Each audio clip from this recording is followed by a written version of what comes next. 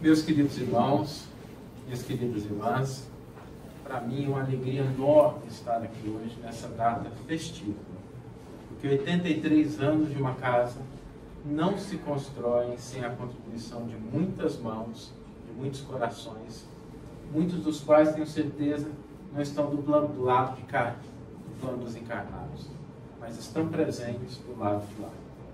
Completar 83 anos significa que por essas paredes, por essas salas, passaram muitas dores, muitas dificuldades, mas elas foram vencidas e superadas. E nós que aqui estamos hoje, vamos celebrar aqueles que vieram antes da gente e com certeza, muito, os próximos 83 anos que essa casa terá. É um dia festivo. É um dia que a gente deve celebrar, porque conquistas como essa não são fortuitas, não são coisas simples. Se a espiritualidade confiou nesta casa a responsabilidade, a obra, a proposta de levar adiante o Evangelho e a doutrina dos Espíritos, é porque ela confia em cada um daqueles que são os trabalhadores dessa casa. Eu me sinto honrado e agradecido pela oportunidade de estar aqui com vocês. Quando foi feito o convite, eu não poderia deixar de estar aqui numa festa espiritual, numa festa fraterna, em que a gente vai buscar juntos aqui compreender um pouco mais acerca dessa temática tão importante, como o nosso irmão Tadeu comentou, dá nome à casa. Quando nós pensamos em revelação, é importante entender o que o termo significa. Porque algumas palavras, elas adquirem um aspecto de sofisticação, de complexidade, que às vezes distanciam a gente daquilo que representa o significado original, o significado simples, a proposta da base. Quando nós falamos de revelação, o verbo significa revelar. Revelar aquilo que estava oculto, desencobrir, retirar o véu. No texto bíblico, a palavra até é utilizada de uma maneira que assusta a gente, porque revelação do grego é Apocalipse. O mesmo nome que tem o último livro, e que a gente às vezes assusta com ele, né? Quando a gente começa a ler o Apocalipse, parece que é um roteiro de filme de terror, porque tem besta de um lado, guerra de outro, sangue. Mas, na verdade, esse livro ele traz esse conceito de revelação, que é retirar o véu que encobre alguma coisa. A palavra no grego significa exatamente retirar o véu. É como se tivesse um pano cobrindo uma mesa, debaixo desse pano vários objetos, e a gente vai retirando o pano aos poucos, a fim de a gente ver o que está ali debaixo, e a gente poder lidar com o que está colocado. E quando Allan Kardec traz a proposta de que a doutrina espírita é a terceira revelação, é importante que a gente faça um pequeno retrospecto para entender o que significam essas duas primeiras revelações. O que elas revelam? O que elas esclarecem? O que elas nos trazem?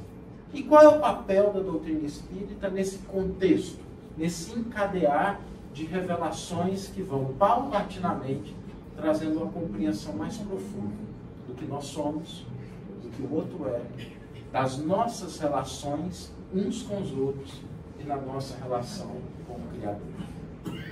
Se nós formos voltar no tempo, há mais ou menos 3.500, 3.600 anos atrás, todos os povos do planeta eram politeístas. Acreditavam que existiam muitos deuses, porque tudo aquilo que não derivava da ação humana, cuja causa não era compreendida, atribuía-se a uma divindade. Não se entendia a origem da chuva, havia o Deus da chuva. Não se entendia por que às vezes a colheita prosperava e às vezes ela definhava, então tinha um Deus da colheita, que às vezes acordava de bom humor, às vezes não acordava de bom humor. E assim os fenômenos vão se sucedendo. E chegaram-se a catalogar mais de 23.000 divindades que eram responsáveis por aqueles fenômenos que não eram obra do ser humano. Acontece que por volta dessa época, a que nos referimos, começa a surgir uma ideia diferente no seio do povo hebreu. Ao invés de muitos deuses, há um só Deus. Um Deus que é criador. Um Deus que interfere nos destinos humanos. mas, sobretudo, um Deus com o qual eu posso me relacionar. E o povo hebreu é o povo escolhido naquela linguagem simbólica para desenvolver essa ideia de um Deus único.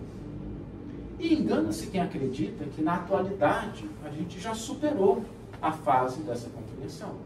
Porque mesmo nos dias atuais, nós ainda encontramos indivíduos, eu sei que aqui não, é lá fora, meramente informativo, pessoas que valorizam outros deuses. O Deus do dinheiro, a deusa da riqueza, a deusa da estética, da beleza. Não significa que a gente não possa ter uma vida com dignidade, ter o conforto que a gente quer, dar uma ajeitadinha no corpo também faz parte. Mas quando nós convertemos isso no propósito de vida, no significado da nossa vida, nós estamos direcionando a nossa existência e às vezes sacrificamos no altar da vaidade, do orgulho e das posses muitas coisas que são importantes. O povo hebreu também passou por esse processo. E o entendimento desse Deus único não é algo que se deu de uma hora para outra. Nós somos criaturas humanas, às vezes a gente demora um pouquinho para ver.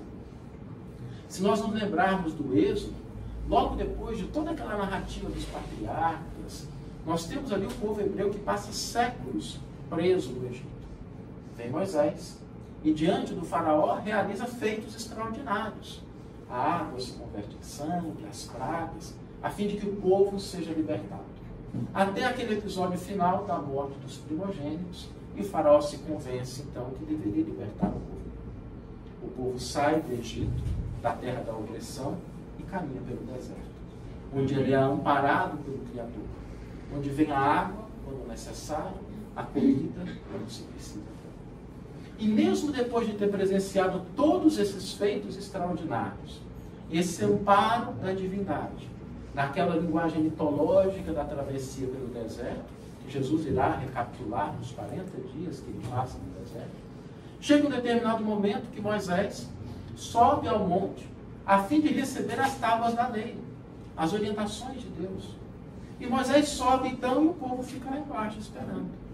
E Moisés começa a demorar para descer, e o povo começa a se angustiar, começa a ficar com ansiedade, com preocupação, e alguns começam a dizer: melhor teria sido ficar no Egito, onde pelo menos tínhamos comidas. Moisés subiu, agora a gente não sabe se ele vai descer. Vamos morrer de fome, de sede aqui no deserto? Façamos outro Deus. E juntam os metais e constroem um bezerro de ouro. Porque é assim conosco. Quando as coisas estão bem, nem sempre a nossa fé é uma fé que balança, que vacila. Quando a conta bancária está em ordem, a saúde está em dia, a família está harmonizada, a gente consegue manter a fé em Deus. Mas quando a dificuldade, a escassez, os problemas, a dor e o sofrimento batem à nossa porta, não raro, a primeira vítima é a fé. E pessoas existem na atualidade que mudam até de religião, achando que o Deus da outra é mais forte do que o Deus da anterior, esquecendo a lição de que há um só Deus. Cada religião é uma face de uma mesma montanha, que aponta para o mesmo cume, para o mesmo Deus Criador. As montanhas têm faces distintas, as estradas se ajustam, oferecem possibilidades a diferentes pessoas. Algumas são mais íngremes, outras mais polidas, outras têm pedregulhos, mas todas elas, vividas com intensidade e profundidade, apontam para o mesmo Criador. E aquele povo começa a vacilar. E a narrativa do Êxodo é quase cômica, porque diz que Moisés está lá em cima, psicografando, né, as tábuas da lei, e aí de repente Deus vira para Moisés e diz: Moisés, desce depressa, porque a situação desandou. Bastou você se afastar um pouquinho e o povo que eu escolhi está esquecendo da minha existência. Moisés desce às pressas. Ao chegar lá, ele encontra o bezerro de ouro totalmente identificado. E ele, tomado de frustração, pega as tábuas da lei, quebra em cima do bezerro de ouro, manda moer tudo, joga na água e dá para o povo beber. Depois tem que voltar para pegar a segunda edição dos 10 mandamentos. Quebrado. Então que a gente tem a segunda edição. Para mostrar que a gente, como criatura humana, nós não damos saltos de uma hora para outra.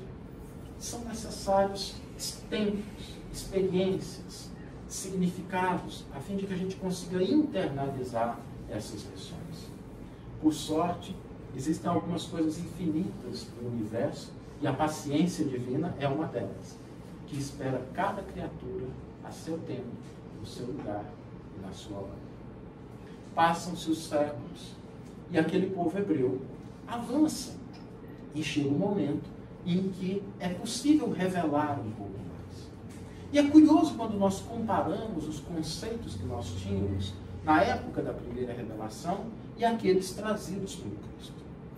Na época da primeira revelação, Deus é um Deus criador, é um Deus que interfere, é um Deus com quem eu me relaciono. Mas Jesus vai revelar uma outra faceta, porque o Cristo chamaria Deus de Pai. É diferente. Porque uma coisa é eu pensar em Deus distante, de um Deus com o qual eu me relaciono. Outra coisa é compreender que somos filhos da divindade. Um direito inalienável. Não há nada que uma criatura possa fazer, por mais hediondo que seja, que vai retirá-lo da condição de filho de Deus. Todos nós trazemos, por assim dizer, o DNA divino. Trazemos essa possibilidade de nos conectarmos com Deus, não somente como alguém que fala como um ser distante, mas com quem dialoga com o Pai, de amor, de bondade e de justiça. A compreensão que tínhamos na primeira revelação sobre o que nós somos, derivava de como devemos agir no mundo. Se alguém quer entender como agir no mundo, a primeira revelação tem as orientações em relação a isso. Como devemos proceder em relação ao próximo, as nossas responsabilidades, as consequências dos nossos atos, narrado naquela linguagem mitológica, ao sabor da época, nós temos ali orientações de como viver no mundo. Acontece que quando a gente olha a atualidade, às vezes percebemos coisas que fogem à nossa compreensão. Por que os bons sofrem? Por que os justos não prosperam? Porque às vezes a gente vê injustiça onde deveria haver justiça. E Jesus vai ampliar a nossa compreensão, mostrando que a nossa vida não se esgota com o túmulo, que podemos esperar a continuidade após o nosso corpo ser baixado ao túmulo. Não somos criaturas cuja morte determina o nosso fim. Somos espíritos imortais. Isso nos dá uma outra compreensão sobre aquilo que nós somos, porque nos permite manter a fé mesmo nas situações mais dolorosas. Porque sabemos que a nossa vida não termina mesmo com a morte.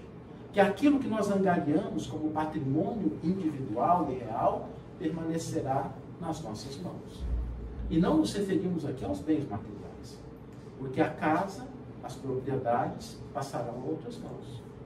Aquilo que nós possuímos de títulos vão adornar outras personalidades. Nem o corpo físico nos pertence, um dia teremos que devolvê-lo. Mas existem coisas que são o nosso patrimônio espiritual. As nossas conquistas morais, isso nos pertence. As nossas conquistas intelectuais, isso é nosso. E as nossas relações afetivas que desenvolvemos com os nossos irmãos e irmãs de caminhada terra. As boas e as complicadas. Essas também são nosso. Jesus começa a ampliar a compreensão daquilo que nós somos, para que nós não depositemos nossas esperanças exclusivamente naquilo que pode ser obtido numa única existência. Nós temos a imortalidade como herança divina. Podem destruir o corpo, mas não podem eliminar aquilo que nós somos. Jesus também amplia essa compreensão que nós temos sobre nós, estendendo-a também ao próximo. Porque se eu olho para uma pessoa que está ao meu lado, no ambiente familiar, no ambiente de convivência social, no ambiente de trabalho, aquela pessoa também é um ser imortal.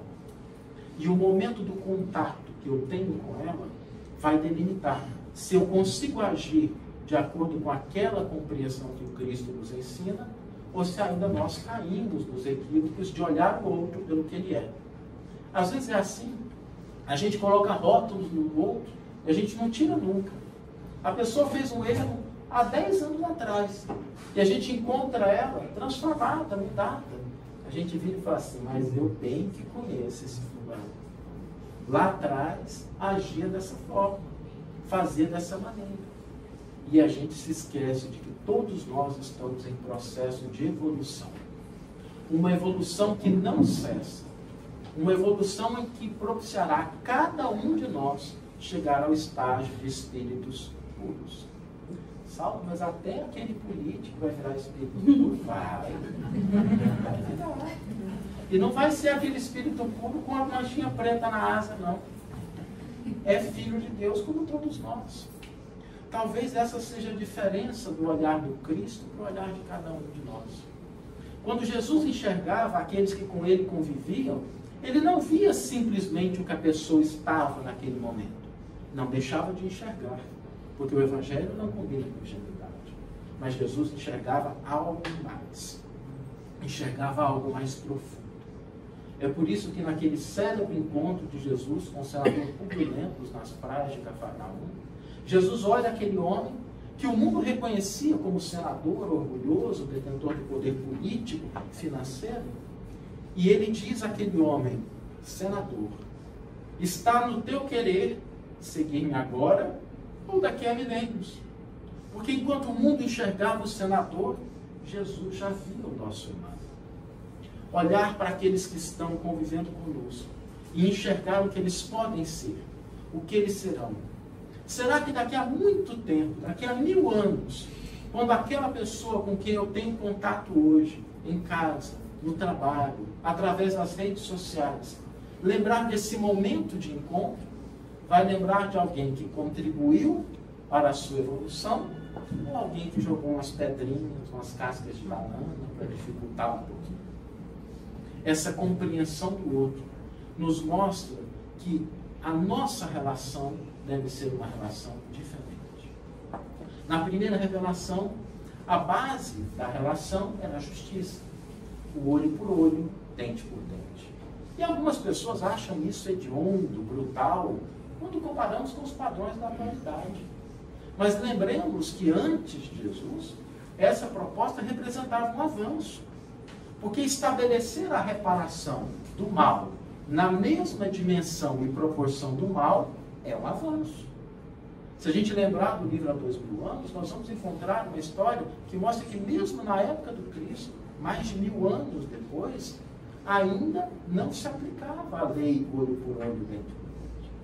Porque quando Emmanuel chega do porto, pega da sua família, da sua comitiva e dirige para Jerusalém, um jovem que observava aquela caravana suntuosa passando, num vívido contraste com a pobreza e dificuldade das pessoas que habitavam aquela região, aquele jovem se agasta, tomando uma pedra e joga na caravana, e a pedra fere o rosto da esposa do senador. O senador determina que os guardas identifiquem quem foi o responsável, eles localizam o jovem e o trazem à sua presença. Se a lei olho por olho fosse aplicada, teria que botar o rapaz na frente, o senador pegar uma pedra e acertar e fazer um arranhão do mesmo jeito. Mas o que o senador faz? Determina que ele seja levado às galeras, o que equivalia naquela época a uma sentença de morte. A desproporção. Na atualidade, às vezes, a gente vê isso. A gente está no trânsito de São Paulo, que é uma verdadeira bênção para a gente desenvolver a paciência e a tolerância. Só o espírito que chegou a um determinado grau para poder passar por esse teste.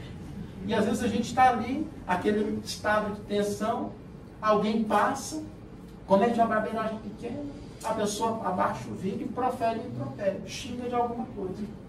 Aplicar a lei olho por olho, dente por dente, assim, você tem o direito de xingar do mesmo nome.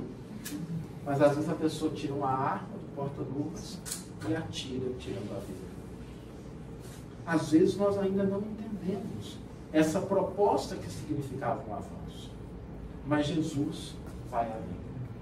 Jesus nos mostra que o padrão das nossas relações não pode ser medido somente pela justiça, mas que nós devemos buscar a misericórdia, o amor e a compreensão, que nos convida a amar até mesmo os nossos inimigos.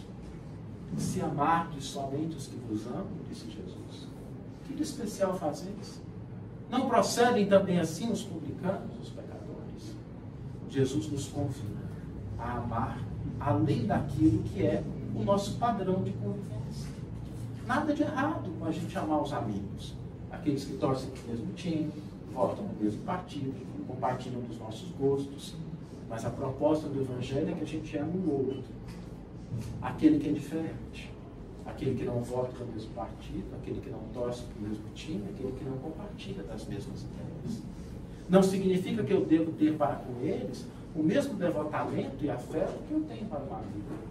Não é isso que o Evangelho nos propõe, mas que nós devemos estabelecer padrões de respeito e de convivência, sustentados na caridade e na fraternidade.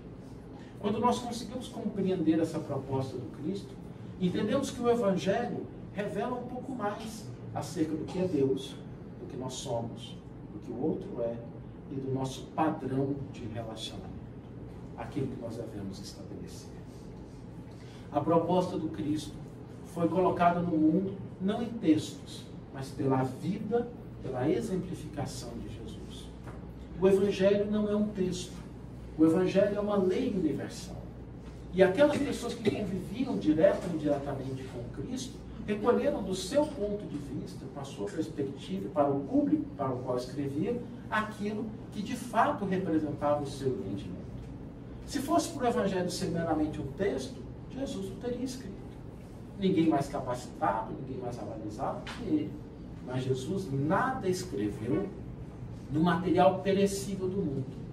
Não se valeu do pergaminho, não se valeu da tinta da época.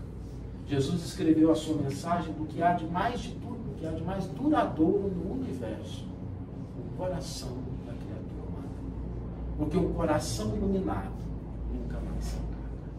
Uma mente que se transforma não volta ao estágio original.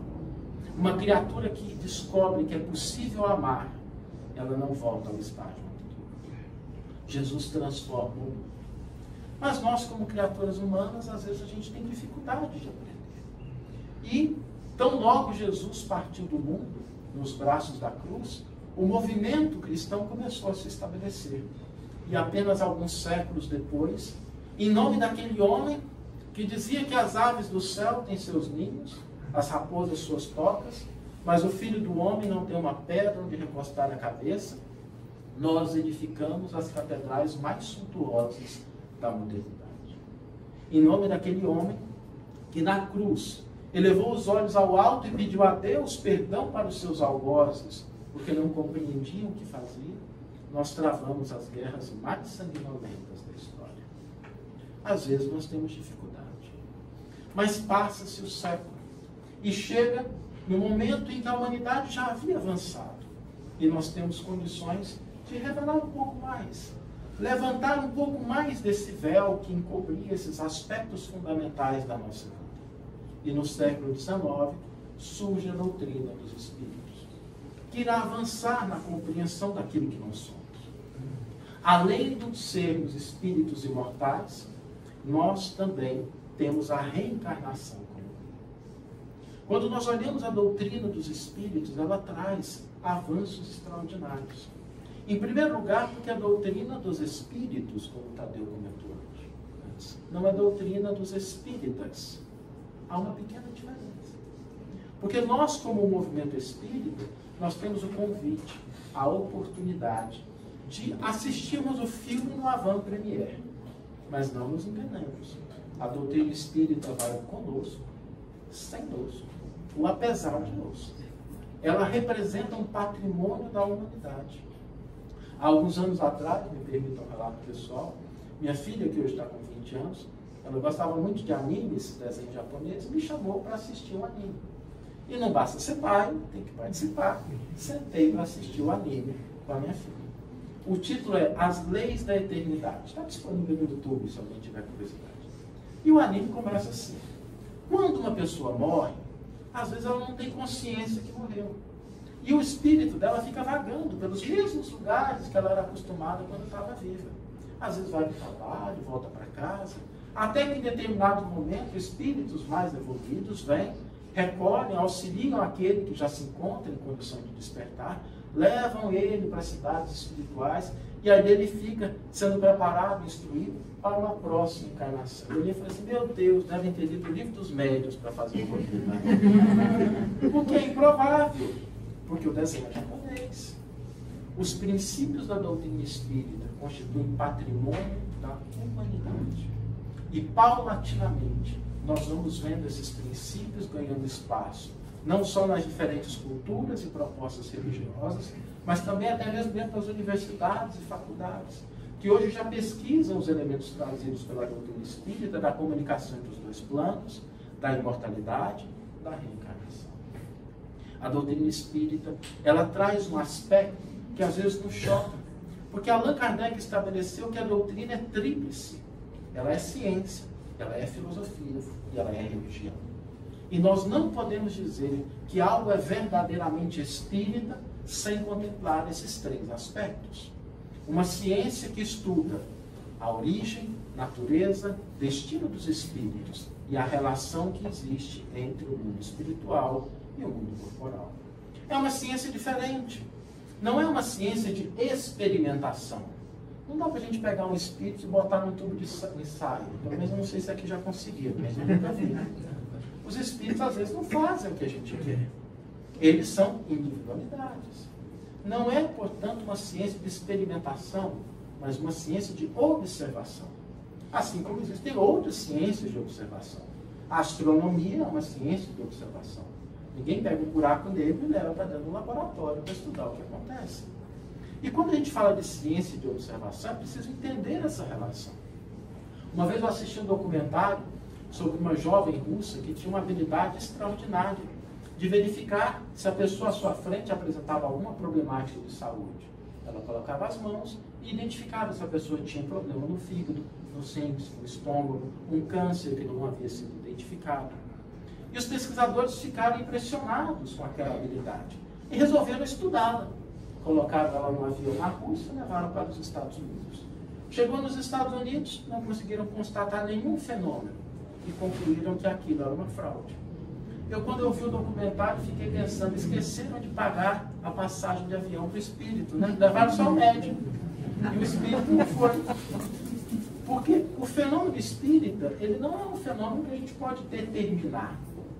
Nós podemos observar. Mas a doutrina espírita não se restringe à ciência. Ela também é uma filosofia.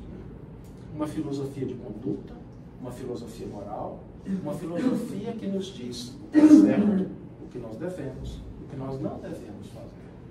E Allan Kardec teria a oportunidade de dizer que engana-se quem acredita que a força da doutrina espírita está nos fenômenos que ela explica o que ela pode dar causa. A sua força está na sua filosofia, na capacidade que ela possui de mudar o nosso comportamento e a nossa visão de mundo. Ela é também religião, porque se funda, se baseia, se conecta no Evangelho do Cristo. E ela oferece avanços em relação à nossa compreensão acerca de Deus.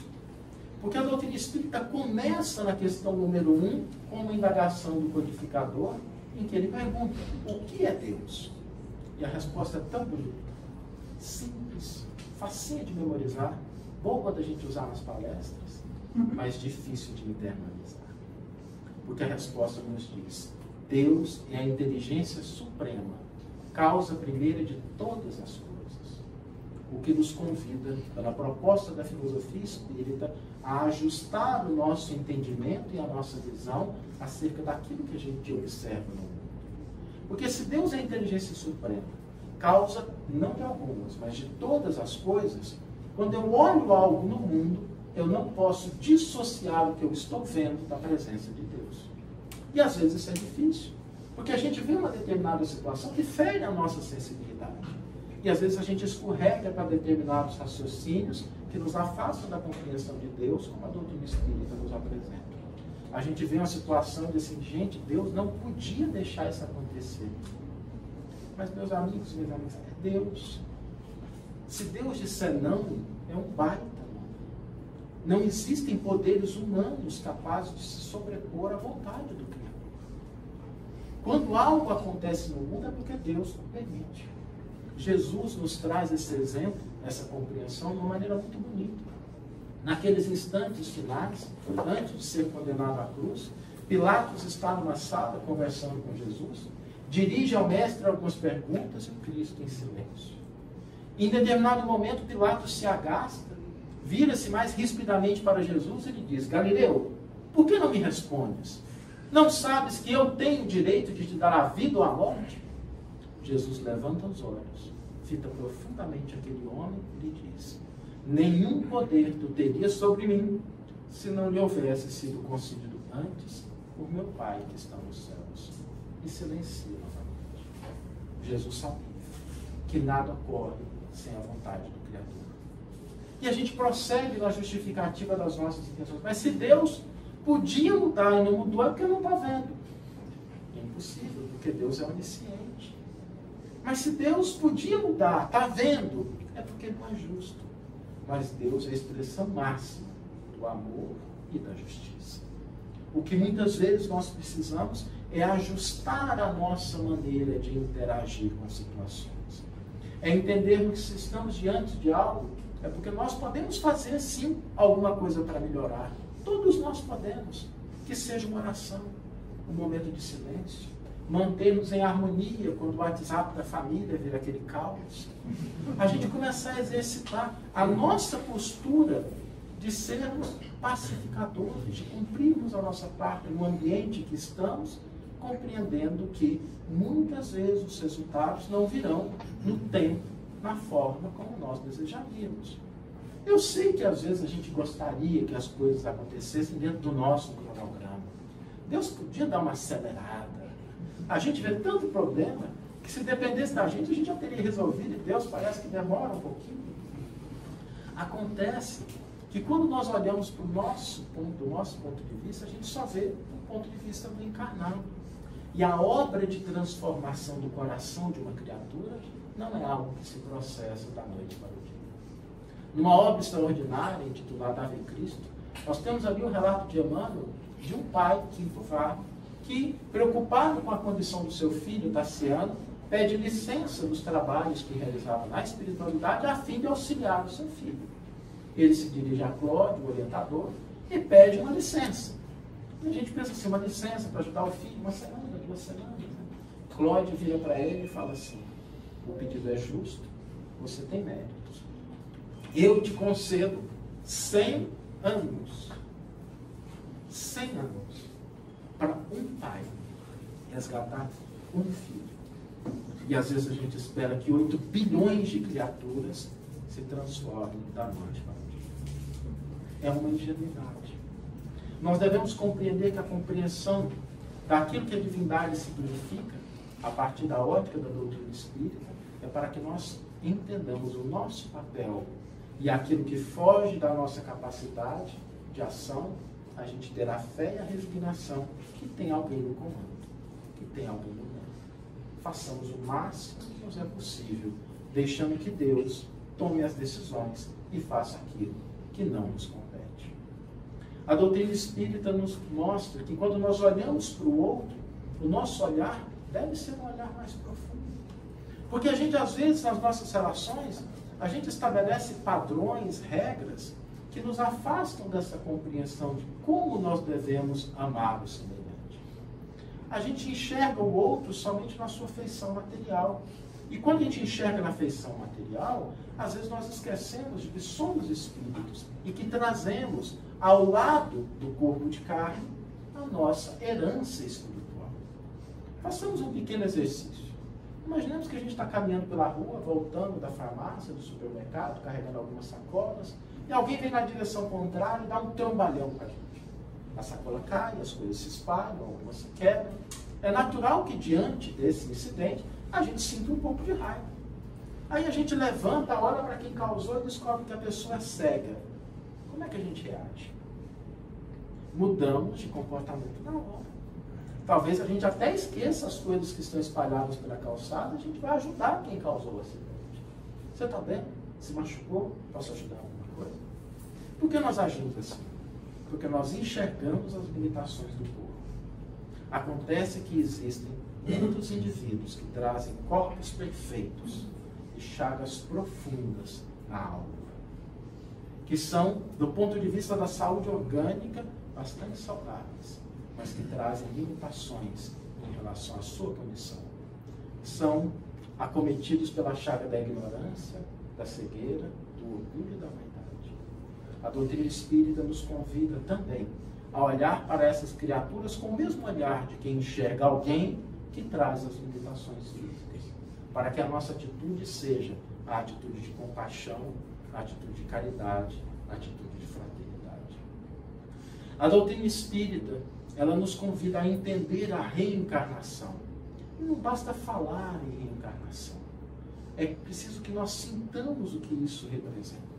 Que nós temos experiências milenares no nosso passado.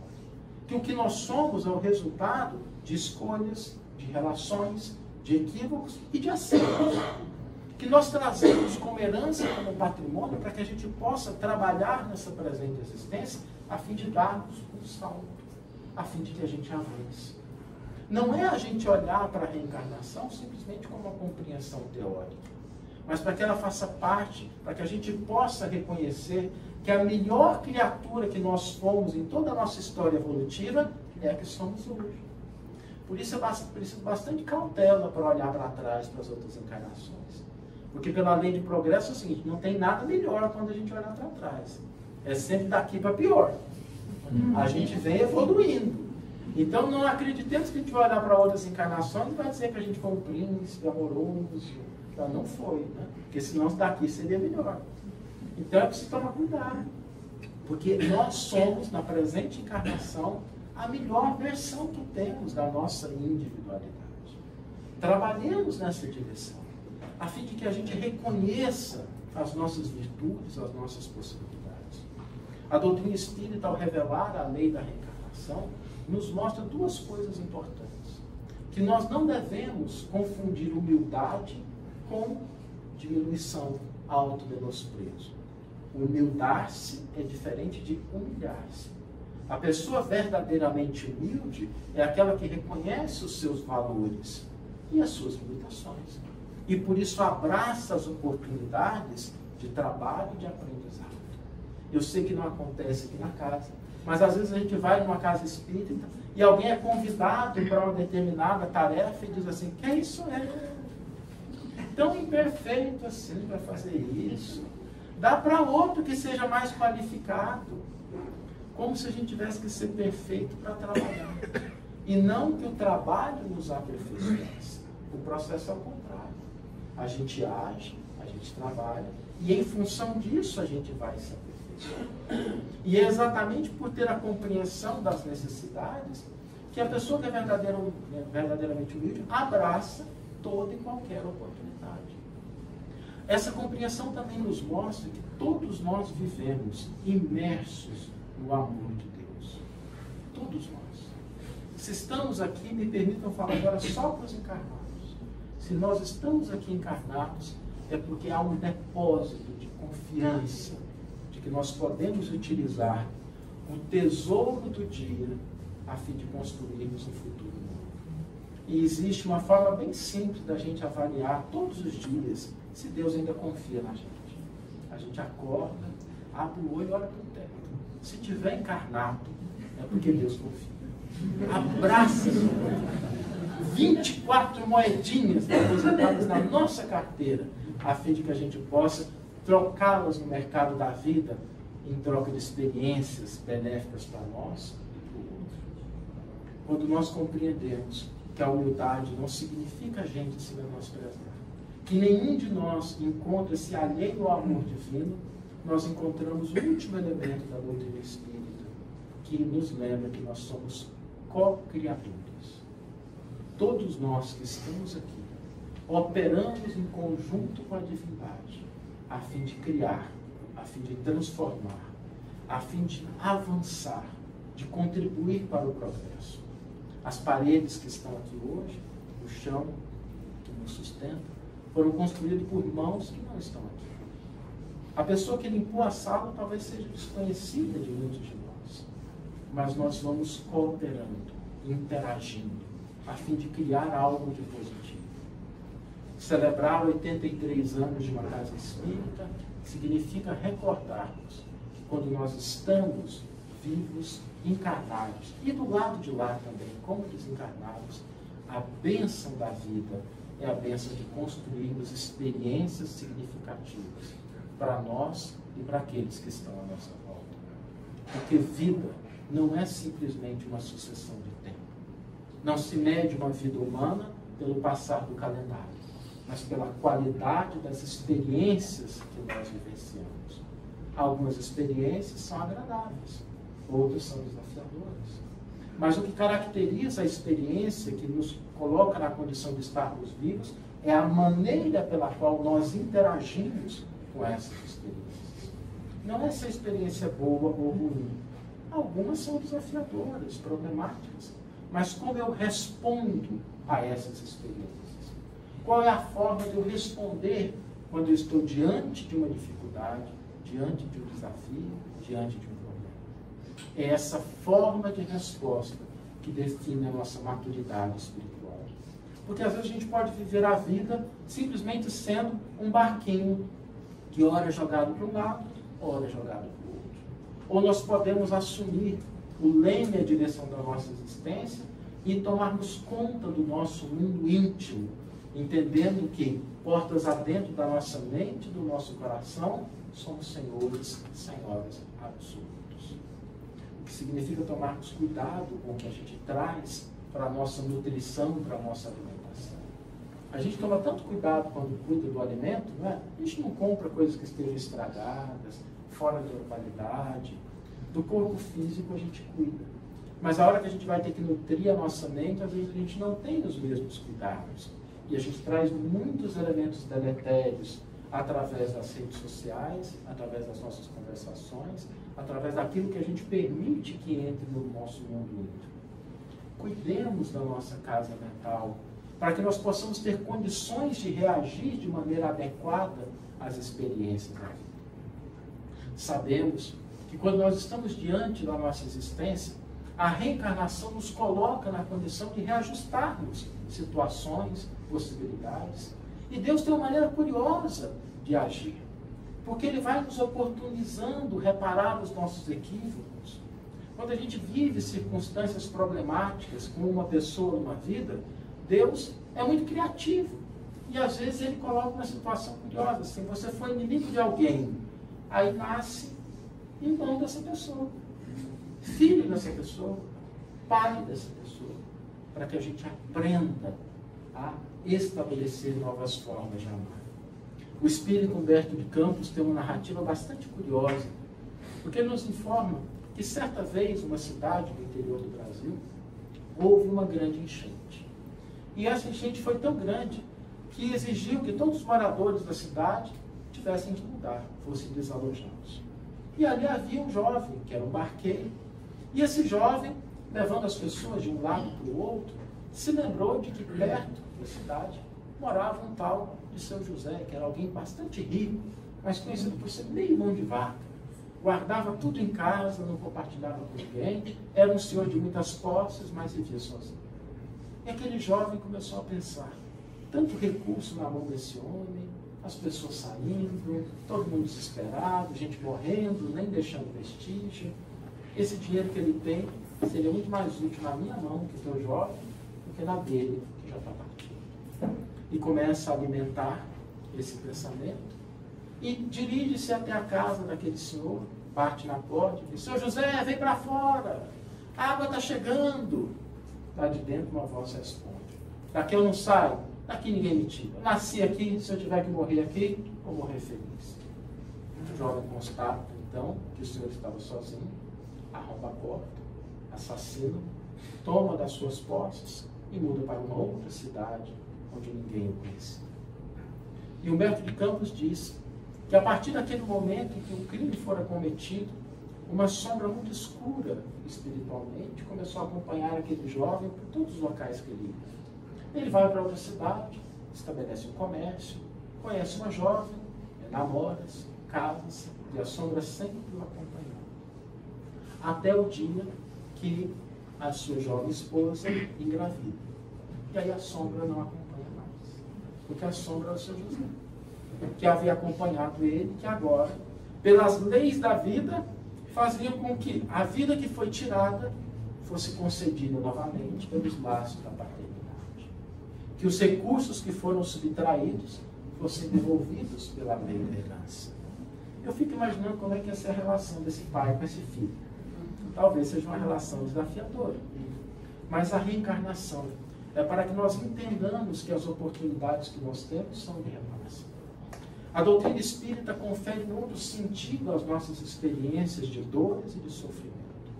Porque às vezes a gente vê dores e sofrimentos e a gente enxerga isso. Novamente, não há nenhum convite à ingenuidade na doutrina espírita. Só que ela nos mostra que essas dores e sofrimentos adquirem três feições. Podem ser a expiação, e essa a gente como espírito está cansado de saber, a gente até abusa dela, porque tudo é expiação. Estou passando por isso é porque joguei pedra na cruz. A gente vê um cachorrinho passando na rua sem uma patinha e fala assim, foi um dinossauro na outra vida. Está nascendo sem pata, que é para pagar. Como se Deus fosse um banco, que a gente tivesse que restituir algo a ele. Como se tudo não fosse do Criador. Nós estamos na condição daquele filhinho que o papai e a mamãe compram um presente para dar para ele no Dia das Mães, a fim de que o filho aprenda a alegria de ofertar algo, mas o dinheiro é do pai e volta para o pai. Não há nada que seja efetivamente nosso. É por essa razão que o Cristo, quando interpelado por aquele homem que chega para ele, diz, bom mestre, duas palavras, metade estava errada. Jesus corrige ele, por que me chamais de bom? Bom só um, que é Deus. Mestre, eu sou. A gente começa a entender que as expiações, elas não são o que determinam o conjunto total das nossas experiências. Elas estão presentes, sim. Mas no atual estágio em que nós nos encontramos, não nos iludamos. A maioria de nós aqui não está passando por experiências de expiação. As dores e os sofrimentos constituem um outro tipo de experiência que a doutrina espírita nos ensina a enxergar como provas, testes, avaliações. Porque é muito fácil a gente ser bom, cordato, disciplinado, paciente, quando todo mundo concorda com a gente. Mas nós só testamos a nossa paciência de fato quando alguém pisa no nosso carro, quando alguém discorda da gente, quando alguém nos confronta. Aí nós testamos se realmente a nossa paciência é uma paciência legítima ou se é simplesmente teórica. É igual quando a gente vem na casa espírita, né? Aqui é uma beleza, a gente se abraça, se chama de irmão, pisou no pé, não tem problema, já está desculpado. Aí a gente cruza os portões ali, parece que tem uma coisa esperando a gente lá de fora. E a gente sai da reunião, tomou passa, parece que foi maravilhoso, sai, alguém dá uma fechadinha fraterna na gente. A gente vem até da mãe da criatura. O teste está lá fora. Aqui dentro é um ambiente extraordinário de exercício.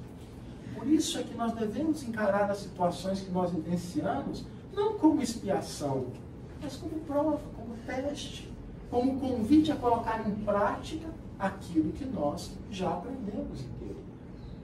A doutrina espírita também nos mostra que, em termos de dores e sofrimentos, muitos deles não são nem expiação, nem prova, mas são missões. E quando a gente pensa em missões, a gente lembra de grandes missões. A missão de um São Francisco, de um Mário Teresa, de um Divaldo Pereira Franco, de um Chico Xavier, todos esses são grandes missionários, sem dúvida alguma. Mas todos nós temos as nossas missõezinhas. Aquele convite que a vida nos faz, a fim de que nós possamos realizar algo em proveito do próximo. O que nos mostra o sentido profundo do que significa sacrifício. Quando a gente pensa em sacrifício, sacrifício é quando nós trocamos uma coisa por algo melhor. Por isso, só há sacrifício se eu tenho consciência do que de melhor eu estou buscando. Não é só porque a gente está sofrendo que é sacrifício. Tem muito sofrimento que é só sofrimento, que a gente procura às vezes com as próprias mãos. E não tem nenhuma conotação de sacrifício. O sacrifício ocorre quando nós temos consciência do que nós estamos buscando. As mães sabem disso. Quando uma mãe passa uma noite em claro ao lado de um filho doente, ela está trocando o conforto, o sono reparador, mas ela sabe muito bem o que ela espera. A esperança de que no dia seguinte, aquele filho recobre a sua saúde e esteja bem. Por isso, quando nós pensamos nas nossas missões, a alegria e a disposição de concretizá-las, de trocar algo que nos é possível em função de um bem maior, caracteriza essa missão. Eu me lembro que certa vez dava uma palestra sobre essa temática, um pouco mais aprofundada, e uma senhora no final me procurou e falou assim: Saulo, hoje eu estou de alma lavada. Eu falei: que beleza, meu irmão, por quê? Falando que eu achei que eu era pecadora, agora eu descobri que eu sofro porque eu sou missionária. Nossa, que maravilha! Eu falei: mas me explica uma coisa, como é que a gente sabe qual que é a nossa missão? Cara, é muito difícil eu dizer para você, mas eu posso te dar alguns sinais, né? O missionário, ele se alegra pelo sacrifício, por aquilo que ele está realizando, porque ele enxerga lá na frente o que ele vai construir. Então ele age, apesar das dores e dificuldades, de uma maneira muito convicta, fraterna, serena. Ela baixou a cabeça e falou assim: essa prova está tão difícil. Nós vivemos num mundo que nos convida a desenvolver esse olhar. A terceira revelação desvela dos nossos olhos a ilusão dos limites que cercam a nossa existência. Não somos criaturas que nasceram somente com berço e que teremos fim com tudo. Ela desvela os nossos olhos para que nós possamos enxergar os nossos irmãos e irmãs de caminhada terrena de uma maneira mais profunda. Que a gente enxergue as dores e limitações como doenças da alma. Que a gente enxergue os problemas como um convite à nossa cooperação. A doutrina espírita desvela diante do nosso olhar a nossa relação, para que nós sejamos criaturas que constroem relações com base no amor, na fraternidade e na caridade. Mas, sobretudo, ela revela que Deus é infinitamente bom, infinitamente justo e que não desampara nenhum de nós. Muitas vezes, as dores são desafiadoras. Os desafios parecem superar as nossas forças. Mas mesmo aí a doutrina espírita nos mostra que existe uma ferramenta extraordinária para que nós possamos acessar esse conhecimento profundo que trazemos dentro do nosso coração e as forças superiores que estão à nossa disposição. Nós podemos orar.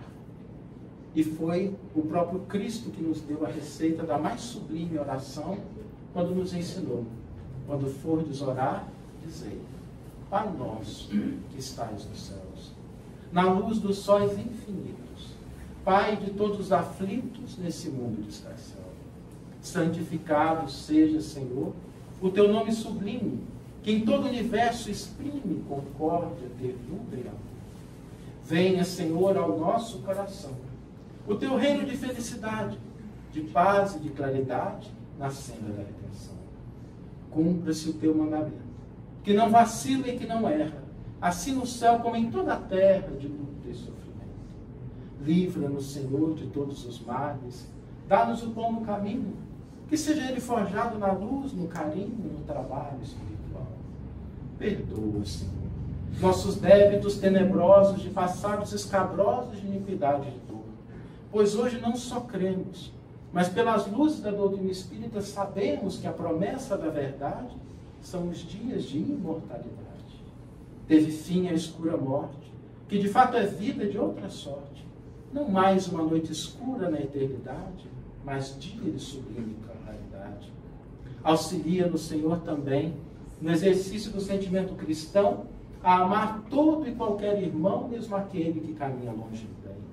Pois sabemos que quem sofre, quem erra, quem reclama, quem se desespera, chegará também à perfeição pela lei da reencarnação. E ao nosso Mestre Jesus, modelo e guia de toda a humanidade, exemplo de doação e de bondade, rogamos, despeça-nos, Senhor, hoje e sempre, nas bênçãos de todos. Muito obrigado.